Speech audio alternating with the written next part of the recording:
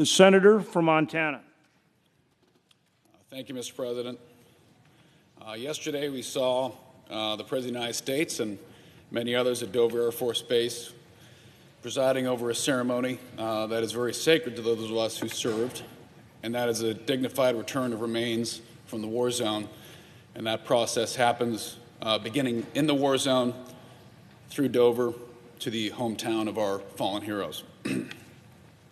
I participated in many of those ceremonies myself, to include carrying friends of mine off the plane.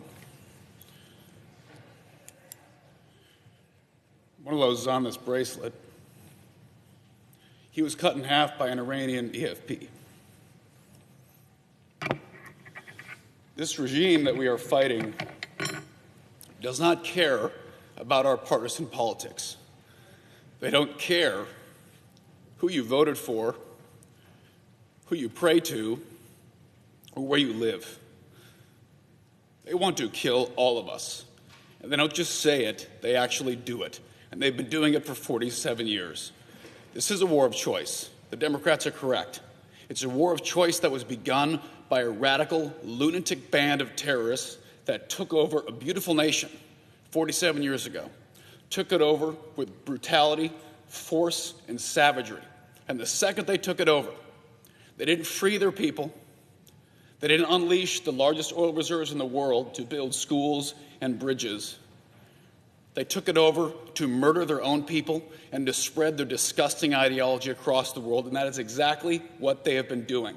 They don't just say it and talk about it. You don't have to believe what they say. You can simply watch what they've done. They have attacked families, women, children, innocent people. They don't just attack them and kill them. They rape them. They skin them alive on camera. They celebrate it. They honor those people who do disgusting things that we would put in jail for the rest of their lives in this country. And they do it for fun, and they pay them money to do it, and they're heroes to that nation. They've done it to friends of mine. They've done it to families who've been in this chamber. And the fact that we sit here and listen to elected officials of this country defend these lunatics who want us all dead. They want all of you dead. They want all of us dead. They don't want us to disappear with the snap of a finger. They want us to be raped, burned alive, and cut into pieces. Watch the video from October 7th. That's what they want to happen from Maine to San Diego, from Seattle to Miami. They want this country turned into a burning husk of its former self. And you don't have to theorize that. That's what they do. From the 1983 barracks bombing, where 280 Marines were vaporized in a morning, from USS Cole to the Achille Laurel to every terrorist attack, from the Houthis, Hezbollah, Hamas. These are not humanitarian freedom organizations. They are death-dealing cults, and they want all of us to die brutal deaths.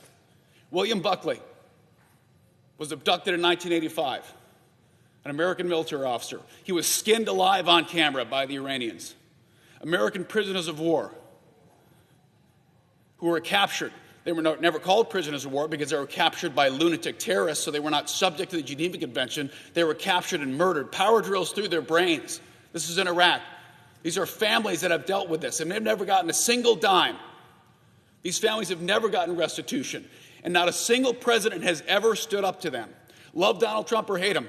Love his policies, hate ICE, love ICE, whatever. There's never been a single president who has stood up to Iran and hit back. For 47 years, our troops and our families have been absorbing attack after attack after attack all over the world. And their radical ideology does not stop at the Persian Gulf. It doesn't stop at Tel Aviv. They want to do this everywhere. It's a global radical ideology. And we've been fighting it for half a century.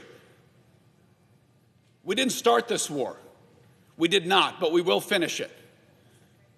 And forever wars are not popular with anybody these days. Both sides of that, I love to attack our forever wars. And I can promise you, being someone overseas wearing the uniform, when you're fighting for your country, you don't care what party's in office, but you're fighting to defend your country. And you turn on the news and see your elected officials stabbing you in the back, telling you that you're failing, that you've failed every goal of the war, is what I just heard. Last time I checked, we've wiped these bastards out. An occasional missile strike and boats in the straits, that's not military strength. Those are the flailings of a failing empire. Those are the flailings of a nation in collapse because they deserve it. So I encourage our colleagues on both sides of the aisle, whatever's politically convenient, whatever plays well on Twitter or Facebook, think about the people who are deployed right now, standing on that wall with a loaded weapon, who have volunteered to defend our country and our way of life. Because they are there defending us in a just war. Because we did not start a war with the Iranian Revolutionary Guard. They started it with us 47 years ago, and their attacks have gone unanswered for half a century. It's time to fix this problem and make sure another generation of Americans does not have to fight this murderous, savage adversary. Thank you, Mr. President.